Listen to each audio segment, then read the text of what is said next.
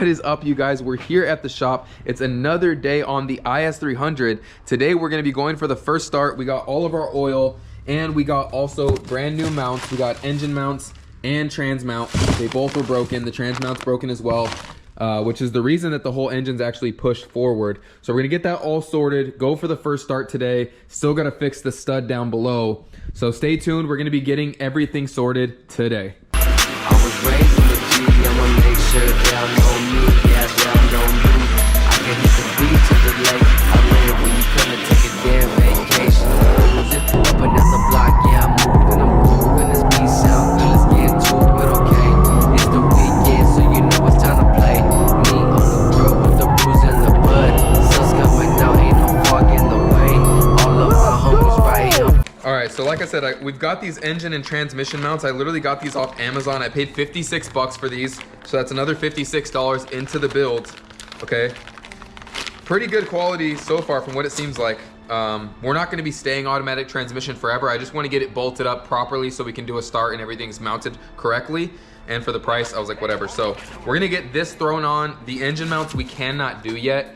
I'll probably bolt them to the engine. That way when I'm ready to do the subframe, I can do that. But we're gonna get this put on underneath, and then we'll probably go ahead and see if we can add oil and see if we can start this thing up. I do have to charge the battery, so I gotta do that. But we'll get that battery charged up and then see if we can get a first start on this thing, hopefully. All right, so we've got this battery on a charger. So we're gonna let this just kind of slow charge while we go ahead and work on the mounts underneath. And then once we get this charged up, we will throw it back in and get ready for that first start. Alrighty, so right now the transmission, I have it jacked up just a little bit, as you can probably see right there. Okay, so I've got it jacked up to relieve the tension off this mount. That way I can just remove this. I actually loosened this yesterday. At the end of yesterday's video, I was saying how I was gonna start working on the transmission mount. So we got this piece that's actually already relieved there. Now we have two more bolts on the back of this one here that I can't seem to actually reach. All right, so we got one piece right here. This is the top half of the mount. You guys can see it was completely separated, completely broken. Okay, then we got this. I don't think I can get out without lowering the cross member. Oh, no, I lied. This is the other half. Oh my gosh, look at that. Completely ripped in half, completely broken. All right, now all we gotta do is get the new one into place. We can go ahead and just take this cross member off. It's gonna make our life way easier. Maybe I could have just done that before, but it's okay. I don't need the extension anymore.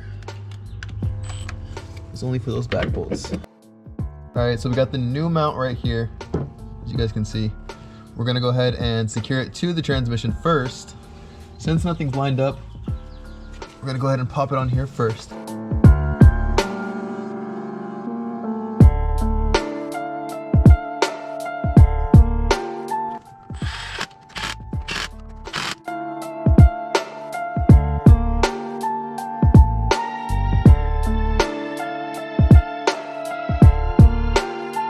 I was able to just get it to drop in just by wiggling the transmission. Now we got all four studs sticking out. We can now put our nuts back on the bottom. This transmission's now in its proper place, so. All right, so we do have to go ahead and replace this engine mount, which I think I gotta get this oil filter out if I wanna get this engine mount out. So we're gonna try our best. I'm not gonna lie, the one UZ has a way better oil filter placement. That's loose already.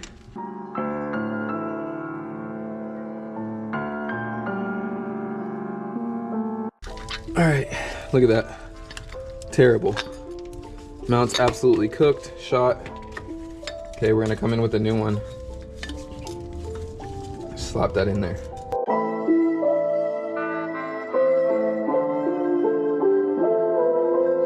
All right, so we got that mount in.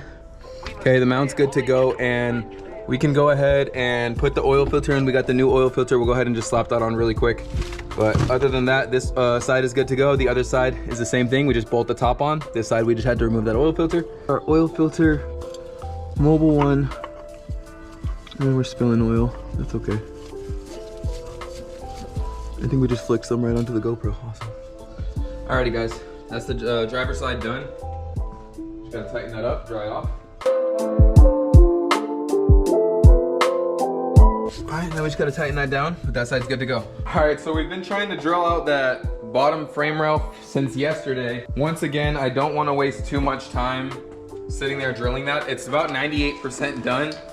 Gonna have to probably tap it or maybe weld a nut in there, not sure yet. So still working on that frame rail down below, but we're gonna go ahead and add this oil in here and get ready for this first start. We already put our filter on. Let's double check the drain plug and let's see if we can start this thing up. Shout out to Dominic for the Castrol GTX.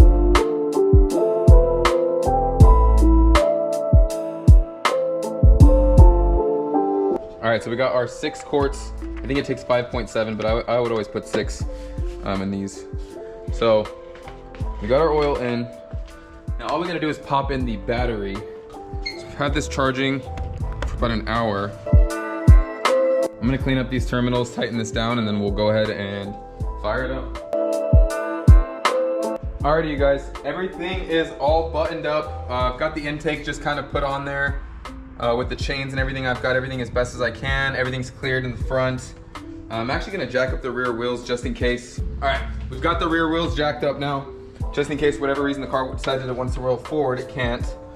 Oil filter's on and tight, drain plug's tight, we've got oil in. Battery's charged up.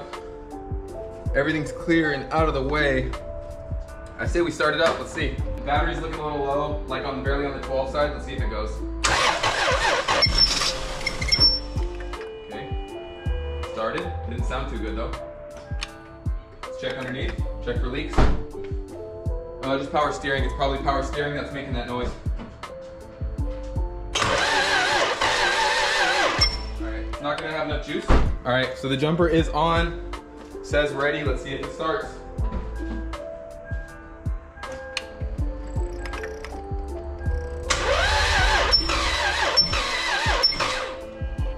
Doesn't sound too good. Started the first time, not sure what's happening now. I'm gonna give it a second and let it charge up a little bit because it is cranking a little slow, but let's give it a second and I'll come back and try to start it again. All right, so since the car is currently not starting, I decided to plug in the scanner, see what we get. So let's see. I don't know if you guys can see this, whatever. Stored codes, we've got power steering pressure, sensor switch, circuit high. Okay, yeah, that's unplugged. No pending codes. So it doesn't really have any codes in there. It's just for the power steering sensor that's unplugged, that's right here. It's the only thing that's on, but again, letting the battery charge. We're gonna try to start it once again. It does have fuel in it, so I'm not really sure why it didn't start, but we'll see right now. I'm really not sure what's happening, you guys. Gonna have to do some diagnosing and then let you guys know what I find.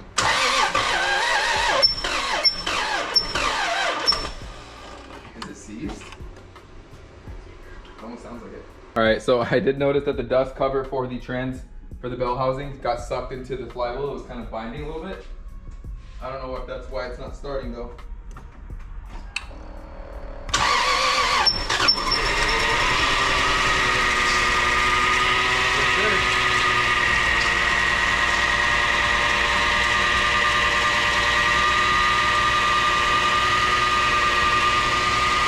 Awesome, awesome, awesome. Oh yeah.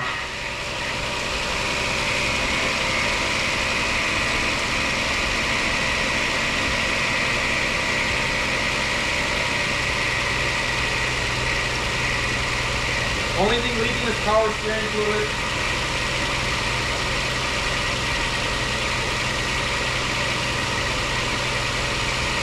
We're good to go, folks. I'm gonna go ahead and clean this up and go from there. All right, so we actually managed to get a stud in there correctly and it's nice and tight. We've got everything in.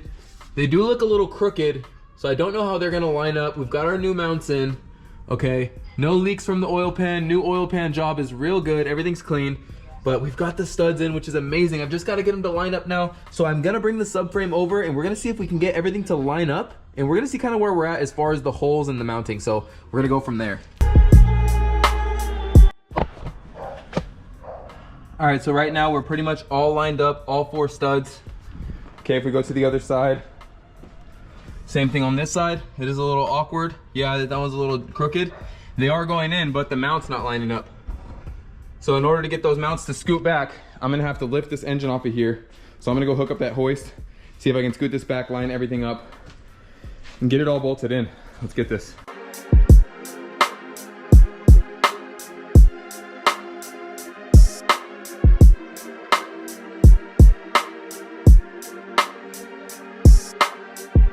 Well, there you have it, guys.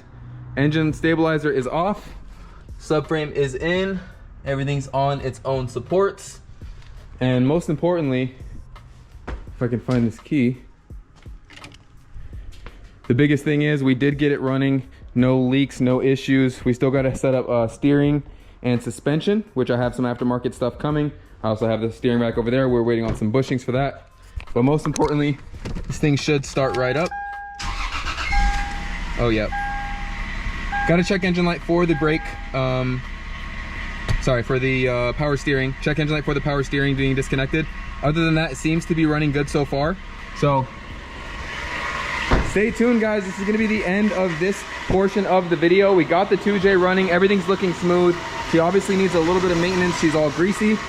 But other than that, she's running smooth. So I'm excited. Sounds a little rough, I'll be honest.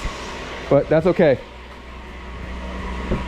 Until next time, if you guys did enjoy this video, okay, make sure to like, comment, and subscribe. Working super hard for you guys to bring super high quality videos. So make sure you guys subscribe and stay tuned until next time.